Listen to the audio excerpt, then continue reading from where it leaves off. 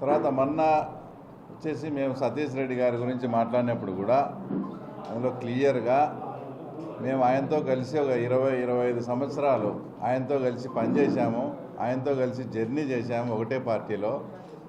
తర్వాత ఆయన్ని ఏదన్నా విమర్శించాలంటే మా మనసు కూడా అంటే కొంచెం స్టెబిలైజ్ చేసుకొని అంగీకరించాలా, ఆయన ఏదంటే అది మాట్లాడుతున్నాడు కాబట్టి దానికే ఇంత కొంత మాకు సమయం పట్టింది అని మేము క్లియర్గా చెప్తే దాన్ని కూడా ఆయన వ్యంగ్యంగా అంటే దొంగలు పడిన నెలకు కుక్కలు మురిగినట్టు తర్వాత ఇప్పుడు వచ్చి ప్రెస్ మీట్ ఇస్తారని దాన్ని కూడా అది కాదు వ్యంగ్యంగా మాట్లాడడం. ఇది అసలు అందులో ఆ సామెత కూడా తప్పే. ఆయన చెప్పింది దొంగలు పడిన 6 నెలలకు అనేది సామెత, అది కూడా తెలియకుండా దొంగలు పడిన నెలకు అన్నాడు. సరే ఏదైనా మేము కాదు మురిగేది, లోకేష్ అనే ఒక ఏనుగును చూసి ఆ తర్వాత వైఎస్ఆర్సీపీ మీలాంటి కుక్కలంతా కూడా ఆ ఏనుగును చూసి మరుగుతున్నారు అంతే తప్ప మేమేమి దొంగల పడిన 6 నెలలకు కాదు. మేము క్లారిటీ కూడా ఇచ్చాం, మీ మీద మాట్లాడాలంటే కొంచెం మాకు కూడా అంటే కొంచెం అది సమయం తీసుకోవాల్సి వచ్చింది, ఎందుకంటే ఒకటే దాంట్లో పనిచేసినాం కాబట్టి. తర్వాత నా గురించి వ్యక్తిగతంగా రామలింగారెడ్డిని ఏదో హత్య చేసి ఏదో పదవి కోసం అది ఇదని మాట్లాడాడు.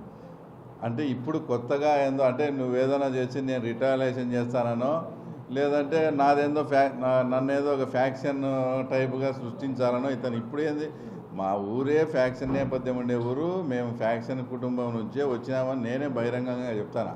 ఆయన ఇంకోటి కూడా మర్చిపోయినాడు, అంతకుముందు మా ఊరు పెద్దరవెన్న మీద కూడా అటాక్ జరిగింది, అవన్నీ కూడా ఆయన మర్చిపోయినాడు.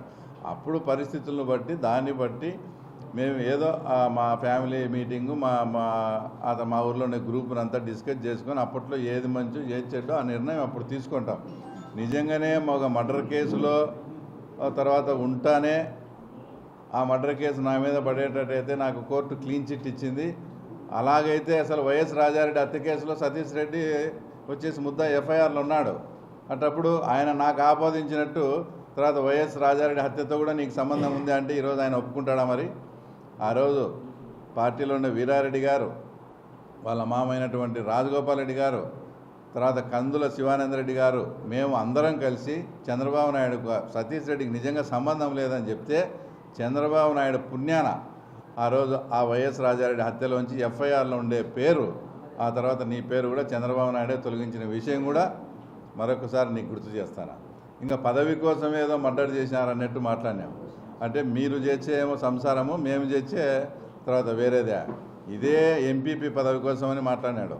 1995లో సతీష్ రెడ్డి గారు ఎంపీపీ ఎలక్షన్స్ వేంపల్లిలో పోటీ చేసినప్పుడు పులివెందుల నుంచి పోయి ఆ గూండాలు అప్పట్లో ఉండే కాంగ్రెస్ పార్టీ వాళ్ళంతా పోతే మీకు వాళ్ళకు చాలా గొడవ జరిగి లాస్ట్కి అది ఫైరింగ్ స్టేజ్కి పోయి ఫైరింగ్ జరిగి కూడా ఒక మనిషి వెంకట సుబ్బయ్య అనే అతను కూడా చనిపోయినాడు. అంటే మీరు పదవి కోసం కాదు ఆ రోజు ఆడ మర్డర్ జరిగింది. అంటే మీరు చేస్తే ఒకటి ఇంకోటి చేస్తే ఒకటే. ఏదన్నా మాట్లాడేటప్పుడు తర్వాత ముందు వెనక కూడా ఆలోచన చేసుకొని మాట్లాడాలి. అసలు లోకేష్ బాబు గారికి సతీష్ రెడ్డి గురించి ఇంకోటి టార్గెట్ చేయాల్సిన అవసరం ఏముంటుందో ఒకసారి మీరు ఆయన కూడా ఆలోచించాలా.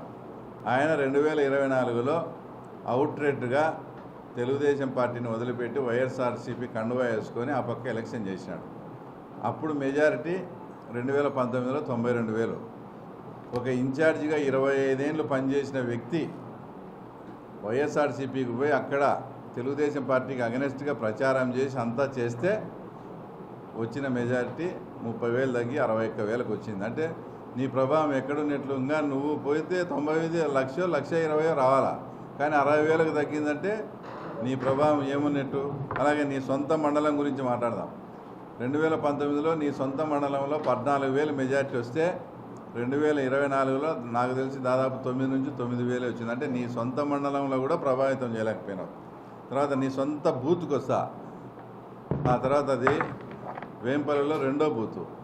ఈయన క్యాండిడేట్గా కంటెస్ట్గా చేసి వాళ్ళ సందులో ఆ రోజు 15 ఓట్లు ఆయనకు మెజారిటీ వచ్చింది.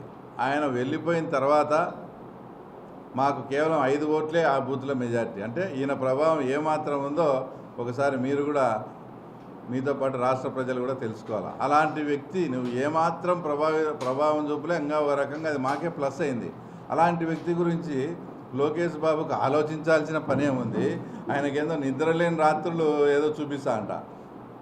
నాకు తెలిసి ఆయన ఫ్రెండ్స్ కానీ శ్రేయోభిలాసులందా ఏంది ఇంత పని చేసుకుంటేవి, తీరా గవర్నమెంట్ వచ్చేటప్పుడు ఇన్నాళ్ళు కష్టపడి తీరా గవర్నమెంట్ వచ్చేటప్పుడు ఆ పార్టీలోకి పోయి ఇట్లా చేసుకోనని అందరూ చెప్తా. సతీష్ రెడ్డి గారికి నిద్రలేని రాత్రులు ఉన్నాయి, లోకేష్ బాబుకి కాదు.